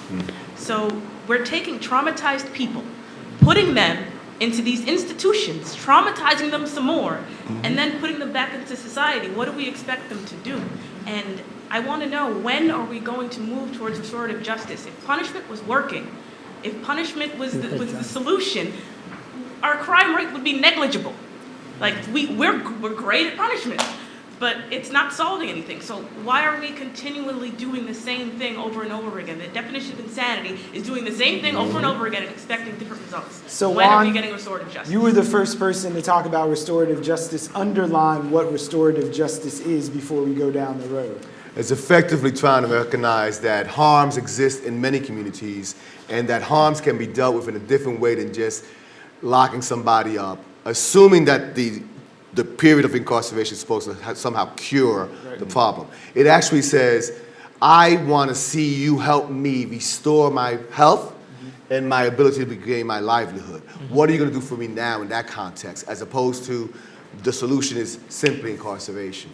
It gives a better sense about, you know, it happened in Rwanda, right? We're talking about massive genocide and ability to try to understand, you've been part of a massive genocide. What are we going to do now to restore our country? And knocking away 90% of men ain't gonna happen to restore the country. And when women were in charge, we had the largest percentage of females in charge of the legislative powers in Rwanda at the time. They were thinking about restorative justice principles, as opposed to just simply punishment principles. Alysia, I know I just saw you on BRIC TV's Straight Up, where you talked about in Germany, where they have 8 times fewer people in prison. A first murder could get you 10 years. Yeah, that's what I wanted to bring up, just because we're all talking about it here, and it's good that we're talking about it, but just think about what what actually is discussed in the political arena, and that's the only thing you ever really hear getting brought up is nonviolent drug offenders. It gets repeated over and over and over again. You smoked a joint, you're in jail for 30 years. Right, which like doesn't actually really exist. And I mean, like 16% of people in jail are nonviolent drug offenders, but the third rail is always the violent offenders. And so we're talking about it here, but the conversation has to expand in some way where it's not something that any politician just won't even touch, because that's where it is right now. They just won't go near it. And you can see that in the presidential debates. I mean, it's all about nonviolent drug offenders, and that's just it is such a tiny sliver. It's where people feel compassion right now, but it's because we're not discussing what's actually driving what a lot of people are actually in prison for. So what are they actually in prison for? This is the platform. Well, a lot of them are there for violent offenses. Now, it's different categories of what is deemed violent, but the majority of people are in state prison. They're not in federal prison. So even when we're talking about reform, when presidential candidates are talking about it, they can't do anything about what the states do. It has to come from the bottom up, not from the federal down. Well, the federal government can influence policy by putting kind of carrot and sticks and hoping that the states take change based on that. But I mean, it is a state by state. It would have to happen state by state. And it would have to take really, talk about political will. People would have to get the courage to actually touch on those issues that could be death politically for them. It really could be. Well, we're sitting in the most progressive city, and you're actually on a board and work with Melissa Mark Viverito. How close are we in New York to making the NYPD corrections toe that line? Well, I'm on the New York City Board of Corrections, so part of our mandate is to manage and oversight of the Department of Corrections in terms of care, custody, control services, and all of that. The first formerly incarcerated person ever holds First formerly incarcerated person, and I just got appointed. Yeah, we just got selected to be on the Closed Rikers Commission with Judge Lippman. So we're moving in the right direction. We're thinking about the right things. 2 questions we really have to get behind, ask and have answered. One is whether or not there's really the political will. So we're gonna do this fact-finding commission for a year. Spoke to Judge Lippman, he said, look, Stan, we're gonna follow the facts. We're gonna find out who's on the island, why they're there. We're gonna find out everything there is, then we're gonna make a set of recommendations. And this is where the political will comes in. When we make those recommendations, when we do our work, what is the political will to bring about the changes that the facts back? Right. That's 1. 2 is whether or not the government's willing to spend the money. When Closed Rikers came out, the first thing the mayor said was, it's gonna cost us too much money. Yeah. So I go to DOC's budget, it's all public information, right? Their capital budget annually is $1.1 billion. And I'm sitting there and he says, it's gonna cost us a lot of money. So we have to really have the political will and want to put our resources where our mouth is and back that up. Joanne Page of the Fortune Society, she's the president and CEO, she says government wants to solve an entrenched problem with a nickel, and it won't work. Okay, Brendan. Thank you. I'm going to keep the talk about politics. I'm curious to know you all's, thoughts. I feel like a lot of this has stemmed from the fallout of the 1992 Violent Crime and Law Enforcement Act, which was penned by Joe Biden and brought into office by Bill Clinton, who are now back in politics, obviously as a vice president and Hillary Clinton as a potential presidential candidate. So I guess I'm curious as to know the incestuous kind of relationship between this stuff, because it seems like now Obama's trying to undo everything that Joe Biden put into office. So I'm just wondering, like, what you all think about kind of the paradox of like that situation. Well, I think the pendulum has swung. I think that the Obama administration and also the Attorney General and Holder especially, were actually recognizing that the country went too far when it did what it did during those actions you just mentioned and the policies that were created in the Clinton administration. Now the real question is, do they still have the political will to continue to just do it? Because the sentencing reform we're talking about is just one piece, a small piece, but one piece of the puzzle. The real question, as you mentioned before, is how do we reform state systems as opposed to the federal system? The federal system happens to have the highest proportion of Latinos in the federal system. It's an incredibly, because of issues about immigration enforcement, rise up to the criminal adjudication in the federal system. But it is just a piece, a small piece of the larger problem. So in many ways, when Obama Holder was saying we went too far, they're finally moving the pendulum the other way. Now the question is, whoever gets elected next time around, will they continue that momentum, or are we going to just stop and just wait? Either holding patterns don't exist. Inaction here does not help. We have to continue to move that pendulum as far as possible. Okay, I'm going to go to you. My name is Hazel Beckles Younglaw. I'm the project director for the Community Service Society Next Door project. The Next Door project works with people who are formerly incarcerated who have conviction histories or rap sheets. I would like to advance to this discussion that if we are entertaining the kinds of radical reforms that we need to see, and we are speaking about Black Lives Matter in its whole context, there's a component that we have yet to address that probably we would need another forum. We live in New York City where there is no expungement. I would like to advance the dialogue to the stage that if we are talking about what happens to people preceding their entering, when they enter, and when they come back home, for years we've been seeing people who have gotten it. They got it when they were away, and they're at the point now where they have stabilized their lives. They have gone through all of the mental health kinds of therapy that they need, and they're still there. They have acquired all the skills that they need to acquire.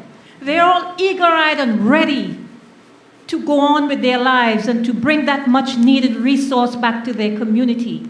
But yet there's a scarlet letter, a manacle, that is chained to their feet in the form of a criminal conviction history.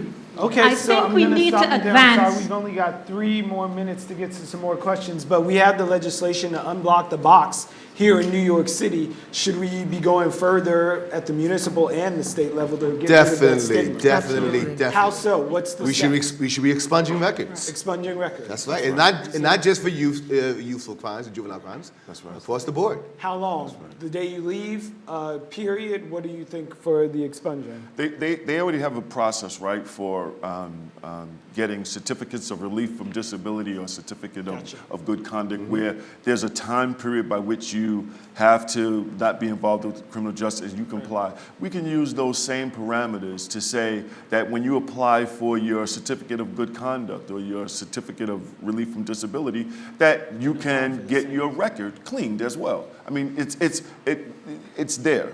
Awesome. I'm going to go to you. Good evening, everyone.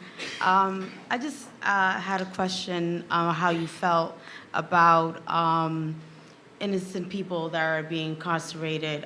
Just yesterday, there was a gentleman, I forgot his name, but it was in the Bronx, that he was released after doing 20 years of a murder that they said that he committed. And so, how do you feel about reopening these cases that New York has? And I believe that in Brooklyn, they are starting to open up these cases because DNA and whatnot. So as we sit here in Brooklyn, we know that Ken Thompson so far has garnered 19 exonerations for formerly wrongly incarcerated folks. So the question is, where do we go from there? What do we do? 19 is a good start, but every number's a life. I think one of the things that we need to take away from that experience is it tells you how flawed the system is. Yes. Because those are people for whom they were lucky enough to have the Brooklyn District Attorney's Office have enough evidence in front of it to dismiss their case. Their lives have been shredded by that experience. But we can't begin to put a number on how many thousands and thousands of similarly situated people there are. And so if there's no other proof for us that the system is broken, that in and of itself should be enough. It's also is another reason why we should be opposing capital punishment. Exactly. That's right. People on death row, and you've been, that's outrageous in this country to allow this to happen. That's right. Okay, excuse me, I'm a bit overwhelmed by the energy in the room, so I'm going to do my best.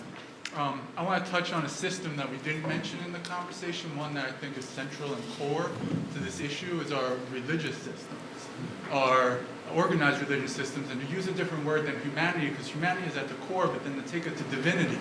Because you use the question of, and then you get hit in the head and we want to punish. But if that person that gets hit in the head knows their own divinity and they can see the divinity in the other one, then they don't freak out and they don't go into the punishment paradigm. So I think a lot of the solution has to do with helping the young people understand and build their own relationship and their own understanding of their own divinity that exists within all of us. Because when we see that, then we don't want to lash out, we don't want to hurt another person. Now that's when we have compassion, that's when we have love and knowing. And love and knowing together is the strongest force. Thank you so much. Namaste. So that's, so that is going to be our final question. So I just want to let you know we're closing in on our last minute, so we'll continue this conversation in the hallways and when the cameras shut off. But thank you all for being here. I just want to thank each and every one of you for coming and sharing your thoughts and your talents and sharing some ideas with us tonight. I invite you all to let folks know that you were here. Watch us online. If you missed anything, it's going to be recorded back. So thank to each and every one of you for being here. And we'll see you next time right here at BRIC for our next community town hall this May. But thank you for being here. Give yourselves a round of applause and being a tremendous audience. All right. Thank you.